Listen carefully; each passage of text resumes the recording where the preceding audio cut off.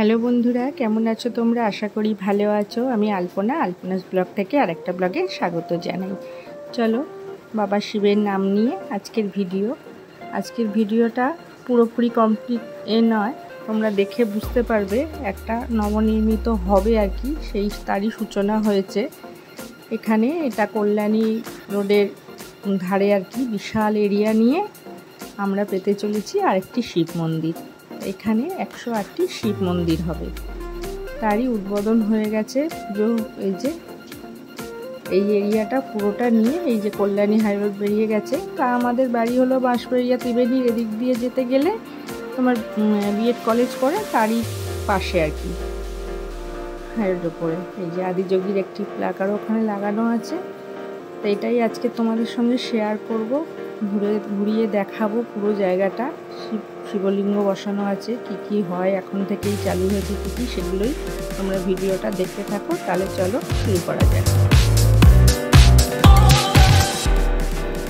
এই দেখো কল্যাণী হাইওয়ে বেরিয়ে গেছে এখান থেকে। রাস্তাঘাট খুব ভালো, আর এত সুন্দর ভালো লোকেশনে আমরা পেতে চলেছি একটি সুন্দর শিবের মন্দির। এখানে 108টি শিবালয় বলে লেখা রয়েছে, 108টি শিব মন্দির তৈরি হবে। এই যে পুরো এরিয়াটা দেখো, এখনো সেরকমভাবে কাজ চালু হয়নি, কিন্তু মানে শিবলিঙ্গ বসিয়ে পুজো করা হয়ে গেছে, হোমযজ্ঞ হচ্ছে, এরপর কাজ চালু হবে। একদম রাস্তার ধারে খুব সুন্দর জায়গা। এই জায়গায় যদি একটি মন্দির হয় আমাদের জন্য খুবই ভালো, আমরা আরেকটি মন্দির পাবো। আর মানে মন্দির আমরা কেনা ভালোবাসি বলো, একটা সুন্দর আধ্যাত্মিক পরিবেশ যদি আমাদের আশেপাশে গড়ে ওঠে, কার না ভালো লাগে। এই দেখো এইখানে শিবলিঙ্গ বসানো রয়েছে, এরকম বেড়া দিয়ে ঘেরে, এখানটা পরিষ্কার করে একটা সিমেন্টের বেদি মতো করে তার উপরে 2টি শিবলিঙ্গ বসিয়ে পুজো করা হয়েছে। মানে বাবা অলরেডি এখানে রয়েছে, ভূমি পুজো হয়েছে তখন থেকেই। তাই এইখানে অলরেডি পুজো পাঠ হয়, তোমাদের সঙ্গে শেয়ার করবো। চলো, পাশে হোমকুণ্ড আছে, হোমযজ্ঞ হয়, মিষ্টান মানে পরমান্ন ভোগও ওখানে সবাইকে দেয়া হয়। এবার আস্তে আস্তে কাজ চালু হবে, আশা করি মানে কিছুদিনের মধ্যেই আমরা এখানে একটা সুন্দর মন্দির দেখতে পাবো। যখন হবে সেটাও আমি তোমাদের সঙ্গে শেয়ার করব, কারণ আমার বাড়ি থেকে খুব একটা দূরে নয় এটা। আর এই দেখো, বললাম না হোমকুণ্ডটা, দেখো তোমরা বুঝতেই পারছো হোম যে হয়েছে, ভিতরটা এখনও পোড়া এগুলো রয়েছে কিছুটা। আর আশপাশের পরিবেশটা দেখো, পুরো সবুজের মাঝখানে এত সুন্দর একটা পরিবেশে, মানে আমার তো এখন থেকেই খুব ভালো লাগছে যে আমাদের কাছাকাছি এত সুন্দর একটা মন্দির হবে। আমার বাড়ি যেহেতু বাঁশবেড়িয়া, সেই জন্য আমার এখান থেকে খুব দূরে নয়, কল্যাণী ব্রিজ পেরিয়ে রোড ধরে এগোলেই এই মন্দির আমরা পাবো।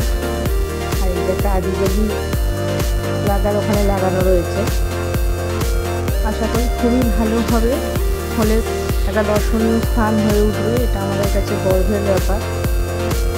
আর এখনও দেখো এত সুন্দর জায়গাটা, সবুজে ঘেরা, গাছগাছরা,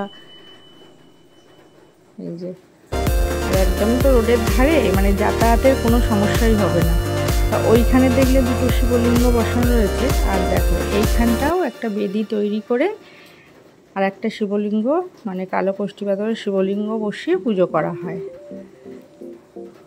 এই যে একটা প্রদীপ রাখা আছে, মানে পুজো টুজো করা হয়েছে, ঠাকুরকে দেখে বুঝতেই পারছো ফুল টুল দেওয়া আছে, তার মানে পুজো পাঠ করা হচ্ছে এখন থেকেই। পুজো চালু হয়ে গেছে, মানে এখনও কিছু মন্দিরগুলো হয়নি, কিন্তু পুজো করা চালু হয়ে গেছে। ভূমি পুজো করে এরকম শিবলিঙ্গ বসিয়ে পুজো করছে।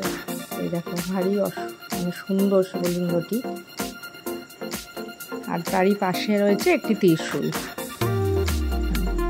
আমি তো তাই মানে এখন থেকে যদি মনে করছি যে এই জায়গাটা একদম কত সুন্দর, পুরোই পরিবেশটা অন্যরকম হয়ে যাবে।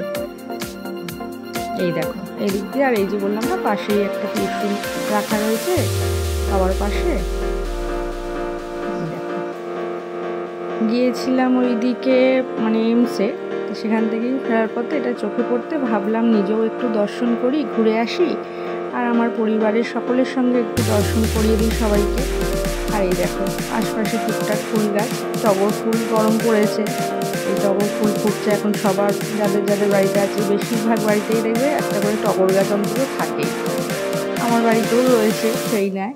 আর এই যে অশ্বত্থ গাছ, বটবৃক্ষ, এইসব তো মানে এইসব ফাঁকা এরিয়া, তাহলে কিছু গাছ কাটা পড়বে, যেহেতু মন্দির হবে পুরো পরিষ্কার করা হবে, আর কিছু গাছ হয়তো রয়ে যাবে এখানে।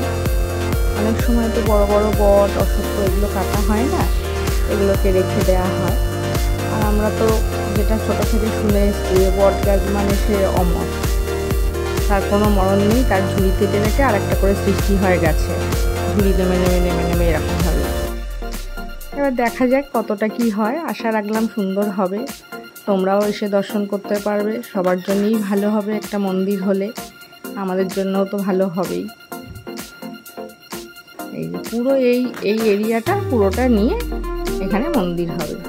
তা ওই যেরকম বললাম আসার পথে গিয়ে দেখে মনটা এখন থেকেই মনটা ভালো হয়ে গেল, এরকম পুরো সবুজের মাঝখানে। আর বললাম না, বর্ষাকালে দেখবে গাছগাছরাগুলোর যেন রূপ খুলে যায়, কারণ অন্য সময় যে ধুলো ময়লাগুলো উড়ে গিয়ে গাছে পড়ে তখন এই সবুজের রঙটা এতটা গাঢ় লাগে না। যখনই বর্ষার বৃষ্টি পড়ে গাছপালাগুলো সুন্দর হয়ে যায়, মানে ধুয়ে বেরিয়ে যায় ময়লাগুলো, তখন এত যেন প্রকৃতি আরও সেজে ওঠে সবুজে, সেই জন্য আরও সুন্দর লাগছে জায়গাটা, এখনই এত ভালো লাগছে।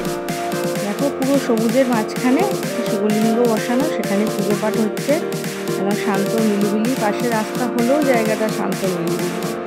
আর এইখানটা এই যে আটচালা করে এখানেও দুটি শিবলিঙ্গ বসানো রয়েছে। এই ভিডিওটা স্কিপ না করে দেখো, আশা করি ভালো লাগবে। ভালো লাগলে অবশ্যই একটু লাইক, শেয়ার, কমেন্ট করে দিও, আর আমার চ্যানেলটা সাবস্ক্রাইব করে আমাকে একটু আশীর্বাদ অবশ্যই করবেন, আর পাশে বেলটা প্রেস করে দেবেন যাতে পরের ভিডিওর নোটিফিকেশানটা সবার আগে তোমাদের কাছে পৌঁছায়। টোটাল এরকম 3টে শিবলিঙ্গ বসানো আছে। এখানে দুটো সিমেন্টের ছোট্ট বেদি করে একটা কাঠ মানে ম্যাটাই দিয়ে ঘিরে মন্দির মতো করে, আর ওইখানে একটা সিমেন্টের বড় বেদি করে ওখানে বসানো রয়েছে। ভিডিওটা কীরকম লাগলো তোমরা অতি অবশ্যই জানাবে।